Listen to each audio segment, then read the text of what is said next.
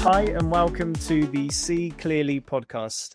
I'm Dany Rastelli, and today I'm joined by Polestar Global's VP of Shipping and Offshore, Captain Steve Bomgardner, and Joshua Hutchinson, Managing Director of Intelligence and Risk at Ambrey. Today's topic is a very interesting one, and one which is critical to the maritime ecosystem as a whole, safety at sea. And I would love to kick us off with you, Joshua, if you wouldn't mind. What do you think is the biggest current security threat that vessels face globally? Is it piracy, geopolitical tension, cyber risks? It's a really good question. Thank you for having us. It's a pleasure to be with you guys. It's a really interesting question and very topical at this moment in time. At Ambrey, we look from security at 5 perils. We look at war, activism, crime, narcotics, and migration. But actually, all of them really come from a stem of what is geopolitics happening all around the world today, and that drives crime, it drives poverty, it drives piracy. So I think in the shipping industry today, geopolitics is really right at the top of that pyramid that's sparking conversations, sparking changing threats, and keeping us really all on the edge of our seats. Yeah, I'd also like to say thank you for having me again on here, Dany. Josh, with cyber also now a big aspect in the maritime industry from an OT and IT standpoint. Yeah. Don't you, there's also now that play that I think maritime, that cyber intelligence threat, along with the physical threat that we're seeing, that has probably increased. So do you think over the last 5 to 10 years, you've seen a bit of a shift in what, these maritime vulnerabilities or what the biggest concern has been? Yeah, I think that will come with digitalization. Traditionally, as with cars, the less technology you have, the harder it is to get access to these systems remotely. And vessels are incredible bits of equipment. They are floating data centers that we are being more and more connected to. So as vessels evolve, as we put more IoT, more ships communication, then yes, cyber vulnerability is going to increase. And we're seeing that in terms of GPS outages is a basic cyber risk over the last 12 months. And that's increased, several 1,000% of instances being reported in particular areas. And some of that is sort of indirect friendly forces. We're seeing more warships on the, connecting with commercial shipping that causes that interoperability and the changes, but also we're seeing targeting of vessels being spoofed and being hacked in terms of location, both directly in relation to these threats, but also in terms of dark operations. And I think that is going to be a really challenging situation that the operators, owners are going to have to deal with as we continue with the future and the excitement of digitalization in the industry. I agree with you 100% on that, not only from the ship side, but from the port operations, and it slows down the whole chain, the transportation change. Yeah. We've seen, cyber threats affect major companies the last couple of years, as well as physical threats still, from a Polestar standpoint as well. Yeah. I mean, I think what people sometimes minimize is the ship security alert system, that digital piece that they're only utilizing as a tick box for their ISPS, when in general, really, it's a digitization hub of security alert system. And I, from being on the ship side, yep. Just knowing that how important that is, that works, that the right people are, notified, like yourselves or Flag or the DPA on shore or any other maritime command centers, like that's an important piece for the seafarers, to understand and know that, hey, when I push this button, people are going to react, whether that is a direct threat, whether that is a cyber threat, whether that is any type of threat that takes what they're doing a day to day and kind of minimizes that or makes them scared that something bad's about to happen. So like, I think the things have changed significantly again over the last 5 to 10 years. Yeah, and you've been on board the vessels, Steve. You know, I've done my bit, but I've not served in terms of that mariner capacity. And I think there's almost a complete, we associate cyber to complacency around, you've got your phone and phishing campaigns, and yeah, obviously that exists, but I think as the experts will show, it's really difficult to control a vessel from a phishing campaign. But actually, you're right.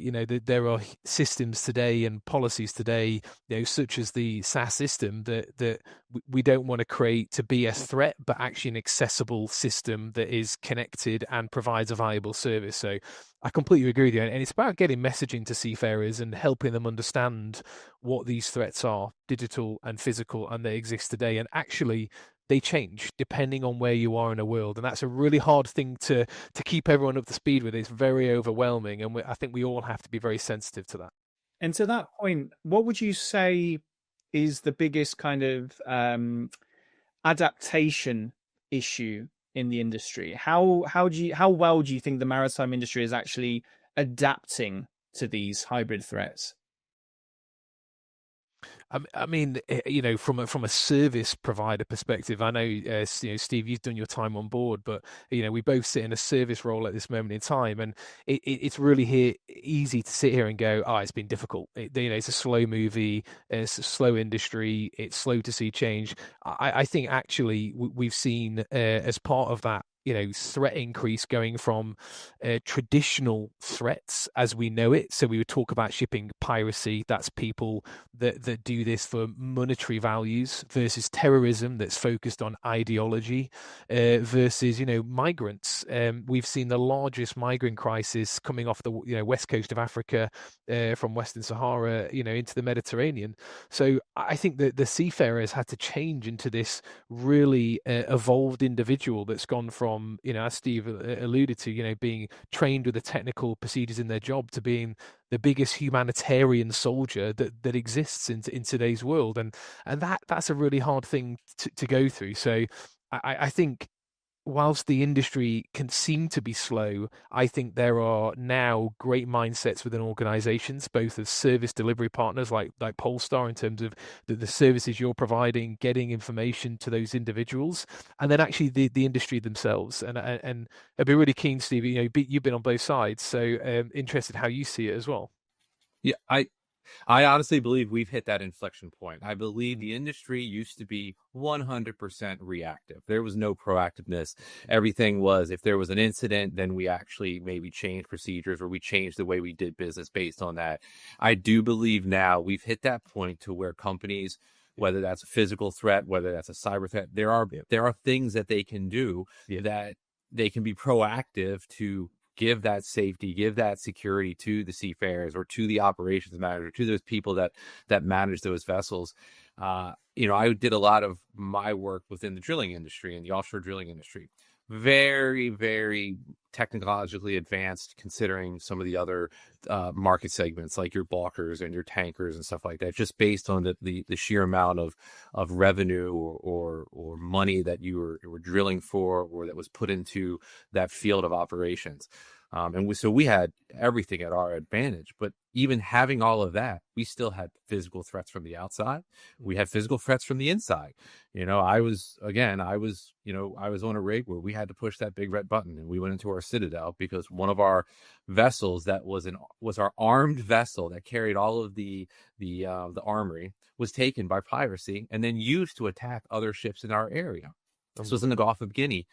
And then that boat magically came into our 100-meter zone one night. And so we obviously went into, our alert. And when you do that, when you hit that button, and when you get all of the crew together, like that is a very, very scary feeling. That is a, adrenaline rush. You also want to know, did we train everyone right? But again, that's reactive. We didn't have armed guards on board. That was a rule that you could not have in Nigeria, or working for some of your oil majors. You were not allowed to have weapons on board. So you relied on consultants on board, as well as your external people. But sometimes those people, they were also pirates, because the vetting wasn't there sometimes. Yeah. So that was, that happened many years ago. But we still see lots of incidents of physical threats that are happening both externally and internally. But again, it's more proactive now today than it was when I was sailing. I completely agree with you. And like I say, there's a lot of incentives now that organizations are picking up that are going from, here's a paper that's best management practice. Okay, we've done something good, versus what can we actually do? And that, and Dany, we digress because your question was, how has it evolved? And I think going back to Steve's story, traditionally, the kidnapping, there was 10 unfortunate seafarers last week that were taken once again. So that time that Steve experienced, you would say, well, how has it evolved? Well, it's still in some places exactly the same threat. 10 individuals were still taken last week in the Gulf of Guinea. But then if we reflect over the last 12 months, we've gone from, pirates hijacking seafarers to, kamikaze drones, unmanned surface vessels, missiles being fired at seafarers. I guarantee if we said to younger Steve 10, 15 years ago, you'll work in a shipping industry where seafarers will be shot at by ballistic anti-ship missiles, you'll go, I can't see it happening. Why on earth would anybody want to do? So whilst threats haven't evolved, they've gone atmospheric in terms of the escalation, and that has happened in such a short speed of time. I think that bit of industries have to be proactive. They can't be sat and rest upon any laurels because everything's moving so quickly now. Right. And the next black swan event, there will be a cyber attack where someone probably gets a hold of a vessel voyage or a vessel management system and is able to maybe use that vessel to maybe ram or hit into a production platform, or that's where you're going to cause the most damage. I mean, just taking a vessel and running it aground, okay, yeah, but you hit a production platform off the coast of Nigeria or the Gulf of Mexico. We all know what happened years ago on the horizon when that well was not controlled. You're hitting a production platform, whether or not that gets controlled or not, like serious things can happen. So and a lot of those systems, they can be you can activate them or you can action them from shore base. So like dynamic positioning systems, Kongsberg and all that, they can actually remote in. So will that happen? Maybe, maybe not. But that is probably the next black swan event that we'll probably see maybe in the next 5 to 10 years as well, too. So they need to be proactive from a cyber threat intelligence as well as the physical threat. Agreed. So in trying to find that balance between kind of reactive armed guard intervention versus proactive threat avoidance via technology means, how would you say, Joshua, like the predictive analytics play a vital part in this whole discussion? So obviously from Ambrey's perspective, for example, how do you feel that really affects the way that seafarers can feel secure at sea? And look, I think that's companies are being challenged like Polestar and Ambrey within the digital age to advance our thought process, advance our methodology, advance our own technology to serve those seafarers. And I believe, as we talked about black swan events, I won't accept the fact that we will let another incident like Russia-Ukraine happen, where there are 200 vessels stranded still within port, 1,000 seafarers in that incident. We as an industry can't accept the fact that the writing was on the wall, yet we didn't have the right systems, the right technology to be able to inform those people. So at Ambrey, it's very much about how do we get information to the right people to save lives, time, and money, and how can we work with organizations like Polestar to be able to do that in terms of receiving alerts, working within your ecosystem within Podium, and actually accelerating the speed of information. So we work with ship owners, ship operators every day to make sure they understand that process. Risk management is really interesting. Everyone thinks it's about a traffic light system of saying things are good and things are bad, and red and red, amber, green. It's not actually. What gets me excited is about business growth and business continuity. If we can take organizations to areas that they would not have normally gone to drive new opportunities, new ventures, because we've helped them understand risk better, that's what we're here to do, and actually continue. There's a lot of vessels that we believe could be going through the Red Sea that actually aren't making that decision because they don't understand analytically the threat and therefore the risk exposure to them. And on the other hand, there's probably vessels that don't understand it and are going through that are probably profiling themselves. So in a world in the shipping industry where we've gone from an age of oversharing, we're on this race now of undersharing information or misunderstanding information. So, there is like an information race, and I know that Polestar have a fantastic understanding of how that's delivered to clients and how you work with clients through that service. Ambrey's got a fantastic opportunity in terms of how we serve them in a very physical information sense. So, yeah, I think answering and summarizing it goes through, and I'll pass it to Stephen, but it's really understanding, do you genuinely know what the threat is and how it relates to you in a hour by hour, time by time basis? Because in a world that's ever changing, what you did yesterday doesn't mean it's the same today. And Stephen, you'll see that every single day in terms of what you're doing. Right. And it goes to collaboration again. Like, I think people, they might get this widget or that widget, and it solves a piece here and a piece there. But when you kind of bring things together and create like this compliance or security intelligence hub, and honestly, that's kind of what we've done with Polestar and Ambrey. Like, we're not just one single tool. You're not one single threat actor analysis or solution. We've created this, basically this intelligence security hub that, I mean, like, from understanding where your vessels are, understanding the regulatory compliance and the complexities, having that box checked. If people still want to hear that, yes, that box is checked. But then what happens after the fact? How can we then serve and solve those issues? Like, that's where we've gone. And that's, I think, where companies need to get better at, is identifying strategic partnerships that kind of solve the solution or solve the problem a bit better than if you were just acting out on your own. Because again, I don't think this industry gets anywhere without people working together. Instead of being competitors, work together. Like, that is something that has still always, I think, been in the maritime industry that has lacked, because everyone's trying to secure their little piece when there's so much more to do, to help, to work with together on. I mean, you said it. I mean, you hit the nail on the head with a lot of it. So, like, it's really just about understanding your full security intelligence hub. And that's kind of like what we're doing, from a digital standpoint to a physical standpoint to a risk intelligence standpoint to a predictive analysis standpoint. All of that comes into what we're doing now. So there's power through partnership, through what can feel like a very fragmented industry. That there are technical requirements that drive how we operate ships. There's lawful requirements. There's different regulations that sit in different areas. It can be overwhelming in a world that seems rather scary. So, I think Polestar and Ambrey believe there is real power in terms of bringing organizations together that have an interest in the seafarer and an interest in information, an interest in speed of that process. And that's definitely where the stars have aligned for us. And it's exciting to see that we can drive that opportunity and drive that change. So, and you mentioned, Joshua, that obviously you work with ship owners and operators every day. As do Polestar, of course. But what I'd love to get from both of you, I guess, is one piece of advice that you would give to the ship owners, to the ship operators in tightening their vessel security.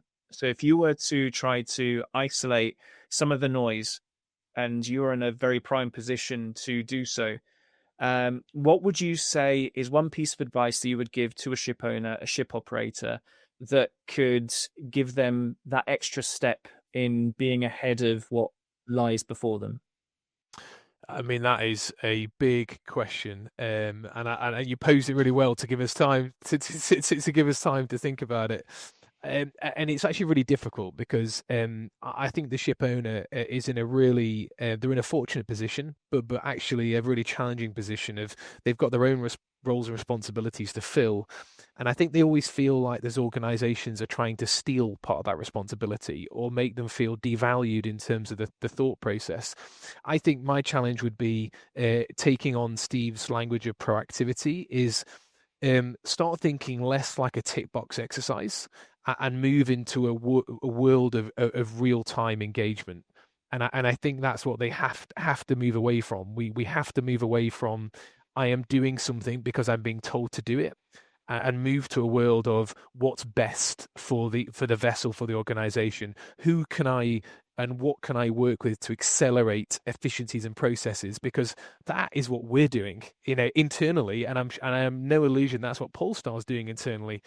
I think we're always being challenged of, in the world of security, as CSO, they're there to make security decisions, policy decisions, and it can feel very overwhelming when some of those decisions are life-threatening, and those decisions can lead to severe consequences. But actually, if you can drive efficiencies in operations, and less of a I'm doing it because I'm being told to do it, versus I'm going to do this because actually it's going to drive some real safety culture. That's what I challenge those people to do and those decisions to make. And I don't think that's unfair. But Steve, I mean, if I challenged you as a master, what would you say to that? It's I mean, no, I agree. Like, look, situational awareness is everything. I think you need to know the risks before they become threats. The whole thing that we do and you do and everyone does, the idea is it not to become a threat. Let's take care of the risk.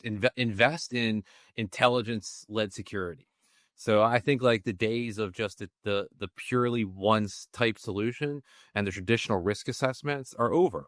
So whether it's cyber resilience, route optimization, like real-time monitoring, global hotspots, any operator, any owner, they need to integrate some sort of intelligence-driven solution into their security strategy, as well as armed guards as well, in certain areas.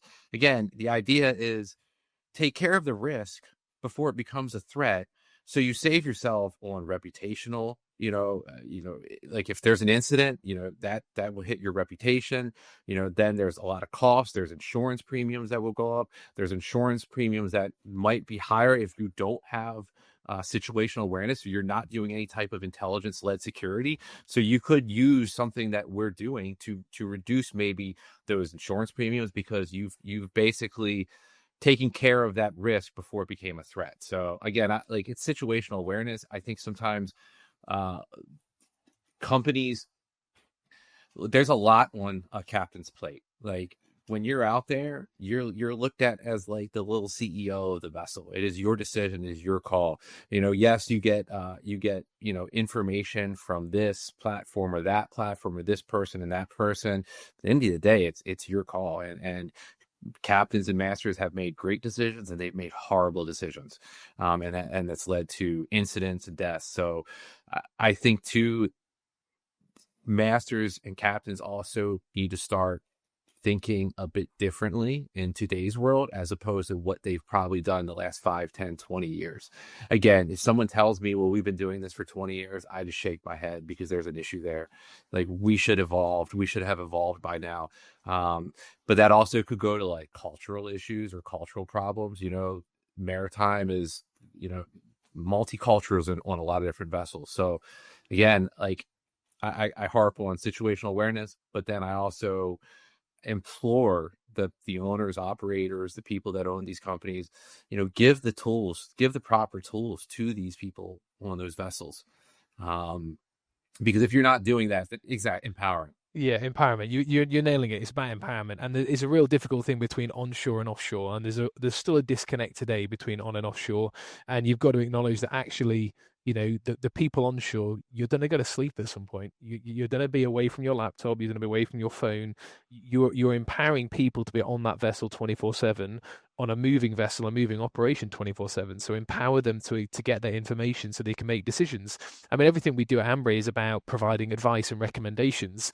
It's up to the master to make that final decision, regardless of what's happening on shore. He will take into decision that the life of his crew and that vessel. So, you're right. I'm sure a lot of people have seen Captain Phillips. Like, he was aware of the threats, but he made a decision because it was a commercial decision to stay closer. Like, it was his decision. And there was a lot of accuracy in that. The crew was significantly against that.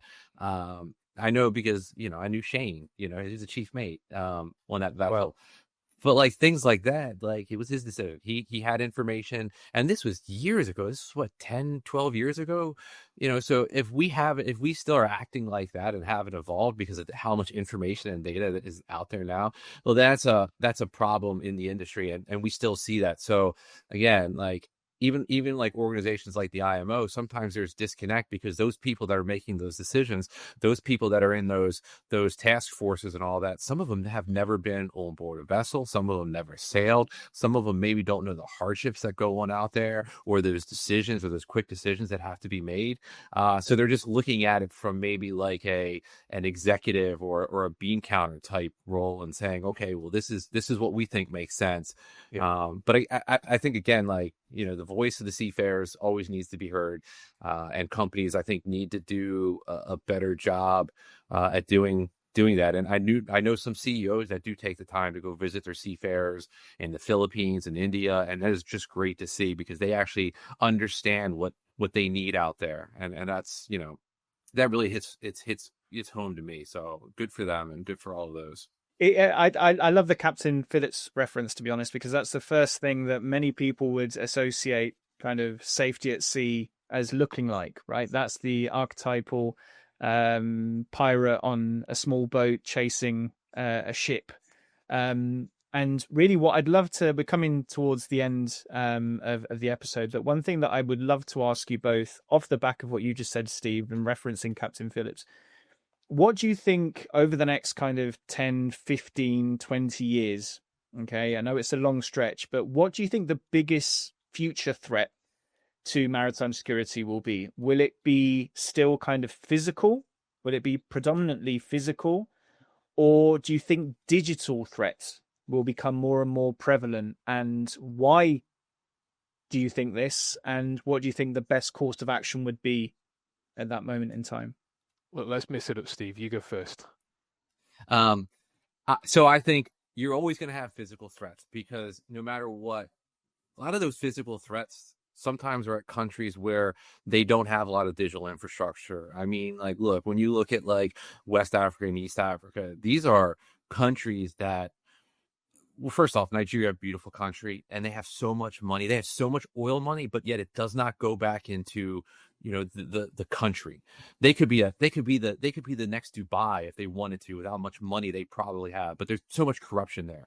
So when there's corruption in government, it breeds these pirate outfits or whatever you want to call it. So you're always going to have this physical, whether that's in Indonesia, because again, like they're not necessarily up to the security or the cyber level possibly that what more developed countries are.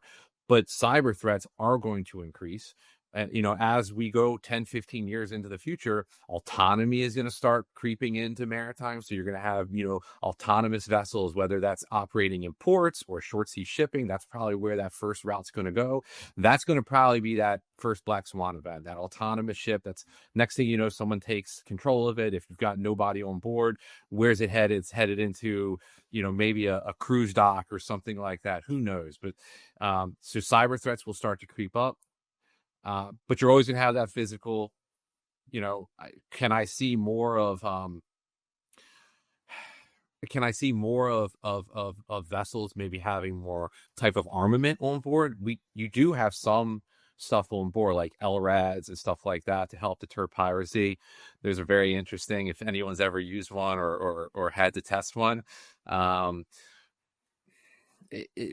With war, with geopolitical issues, that will never go away. But that physical threat, it might be now a missile or a drone that's from 4 countries away as opposed to the one right there at that coastal state. So we may see threats actually from different types of groups and people that aren't even on a coastal state that are actually attacking or holding some sort of vessel hostage, whether that is maybe a drone or some sort of UAV or USV or whatever that has access or is encroaching on that vessel. It's only going to get it may not get worse, but there will be that potential or possibility to get worse because of the technology advancements. And I think you've nailed sort of 2 things I want to pick on there, Steve. One, it's not necessarily what but where. and 20 years is really hard to predict, but clearly we've seen an evolution of where these threats are existing away from traditional hotbeds, and that for me is a big concern in terms of the continuation of services that, in terms of how do we connect vessels, how do we sort of serve vessels remotely, digitally, but also physically in those areas. Severe instances in Ecuador, Venezuela, Guyana, you go, these are Haiti, complex areas in terms of serving within an ecosystem. But then, as Steve said again, we had the largest UAV strike conducted on a country in history. Did we ever think that would happen within our lifetime? Defining a black swan event is something you cannot comprehend. So actually, us saying anything today means we aren't actually defining a black swan event, because we can't comprehend it, we can't imagine it. So let's be really crazy. Is it a nuclear attack on a naval base or a commercial thing? Well, look, we're seeing the US and Yemen go toe to toe over the last, I think, 13 days continuously. It's these kind of things that I think are uncomprehendable. So unfortunately, I think in the world we find ourselves today, the extreme and the boundaries of the extreme threats are being pushed and will continue to be pushed. 20 years from now, I'd like to make a prediction of going, we've got some pretty safer seas, we've got more secure vessels, we've got some pretty enhanced routes in terms of how vessels operate, we've got some really incredible automation, but the truth being, I think we'll find ourselves in a position where we aren't far away from today. We've got seafarers that are being abandoned. We've got huge humanitarian issues affecting commercial shipping. We've got massive efforts of geopolitics deciding what commercial shipping do. And therefore, the resilience and mindset of the industry is going to have to get stronger. We're going to have to be more empowered through partnerships. We're going to have to be more connected. We're going to have to understand those threats in real time to be able to adapt to them. So, it's all of the above, and I don't think, on the outside of that, who would be mad to join the industry now? I think we're going to have a recruitment crisis. Some of the work I do for a charity side, there is a fear of how do we get seafarers into this industry, when actually on the news all you're seeing today is ships on fire. It's not exactly the biggest. No, and I think we're going to find ourselves in that. So yeah, I think what we have to do is become closer together, become more ingrained, become more resilient, and we'll face those challenges as an industry. Yeah, recruitment in the maritime academies has decreased significantly. Like, people don't want to do this job. They don't want to be away from home. They don't want to be away from their family. It's not as, it's not as sexy as it used to be. Like, you're going to all these amazing ports and you're getting this time off. It's about speed. You get into a port, you do a vessel turnaround, and then you're back out. And some of these seafarer contracts, you're looking at months and a year. And that's still, we still do that. Honestly, there should be nothing longer than probably a 2-month contract out there, 2 months on, 2 months off, time for time. Now you do have, a lot more, connectivity on vessels, but sometimes we've seen that actually is worse than when you didn't have that connectivity, because you have cyberbullying. You're connected to these incidents at home. You're connected where now you're hearing about more of your day to day when you might have only had a call every so many weeks. So now your mind goes somewhere and you can't get off. And now you turn into, I want to get off. So maybe what you do is you go and you become that actual bad person or detractor on board the vessel, because you're trying to force maybe a mechanical failure. So there's things that I don't think people are taking into consideration is the well-being and the sanity of seafarers now, because they're being basically bombarded by everything. They're connected to everything now, and what's going on in this world, when before you were kind of shadowed, or you were kind of blocked by some of this, and maybe only the captain knew of bad things in the area, and you kind of just did your day. You went about everything. So with technology moving forward, and with all of that, you're kind of you don't want to go backwards, but how do you go forwards with protecting everybody? So I have to say, for someone who hasn't had this type of exposure to this part of the industry, some of the stuff that you both have spoken about are incredibly daunting thoughts to have, and of course a reality for so many people. So As we come to a close, we've come to the end of the episode, but I'd like to thank you both, Joshua and Steve, for an excellent deep dive into probably one of the most unique and critical parts of the industry, and you've given some really, really eye-opening insights. So thank you very much to both of you. Thanks for having us. Thank you. And of course, a huge thank you, as always, to all our listeners and viewers. And hopefully this is yet another step forward to helping you see clearly. Thank you very much, and to the next time.